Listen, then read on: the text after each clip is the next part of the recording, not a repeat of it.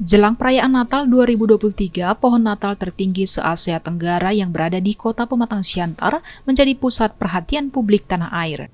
Pohon Natal atau pohon terang ini berada di Jalan Gereja, Kecamatan Siantar Selatan, Kota Pematang Siantar. Siapa yang menyangka pohon Natal atau pohon terang tertinggi se-Asia Tenggara ini ada di Indonesia, tepatnya di Kota Pematang Siantar, yang dikenal dengan kota toleransi yang tinggi. Pohon Natal ini merupakan simbol toleransi yang dibangun pada tahun 1997 oleh pemerintah Kota Pematang Siantar di atas lahan milik Huria Kristen Batak Protestan atau HKBP. Pohon Natal yang memiliki tinggi hingga 39,5 meter ini berbahan dasar besi dan memiliki lampu selang atau lampu strip sepanjang 1.500 meter pada seluruh badan pohon Natal. Cahaya lampu serta tingginya pohon Natal memukau setiap orang yang melintas di kawasan ini.